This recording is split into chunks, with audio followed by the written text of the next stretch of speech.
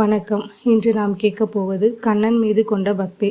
ஒரு சிறிய கிராமம் இயற்கையின் அமைதியால் சூழப்பட்டது. மக்கள் ஒற்றுமையுடன் வாழ்ந்த இடம். அங்கே ராமன் என்ற ஒருவன் வாழ்ந்தான்.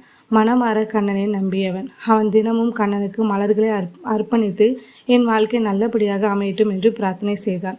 கண்ணன் எப்போதும் எனக்காக இருக்கிறார் என்று நம்பிக்கை கொண்டிருந்தான். ஆனால் வாழ்க்கை என்ற ஆறு எப்போதும் அமைதியாக ஓடாது. ஒரு நாள் அந்த கிராமத்தை பெருவெள்ளம் சூழ்ந்தது. மழை நிற்கவே இல்லை. நீர் மேலே மெதுவாக உயர்ந்து கொண்டே இருந்தது.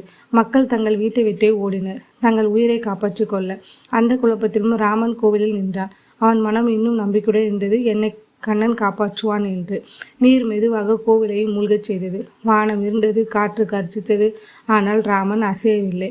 ஒரு படகில் ஒருவர் வந்து, வா, படகில் ஏறிக்கொள் என்றார். ராமன் சொன்னான், கண்ணன் வருவான், என்னை காப்பாற்றுவான் என்று. மீண்டும் ஒரு இராணுவ ஹெலிகாப்டர் வந்து, வா என்று அழைத்தார்கள். அப்போதும் ராமன் சொன்னான், கண்ணன் வருவான், என்னை காப்பாற்றுவான் என்று.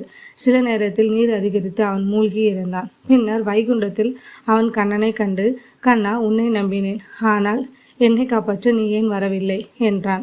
கண்ணன் சிரித்துட்டு சொன்னார், நான் தான் அந்த படகிலும் ஹெலிகாப்டரிலும் வந்து அழைத்தேன் ராமா, ஆனால் நீ என்னை அறிந்து கொள்ளவில்லை என்றார். அப்போது ராமனுக்கு புரிந்தது, இறைவன் எப்போதும் நம்மோடு இருக்கிறார், ஆனால் நாம் எதிர்பார்ப்பது போல அல்ல. அவன் தரும் உதவிகள், அவன் அனுப்பும் சைகைகள் சில நேரம் நாம் கவனிக்காமல் போகலாம். இறைவன் எப்போதும் நம்மோடு இருக்கிறார் என்பதை நாம் தான் உணர வேண்டும்.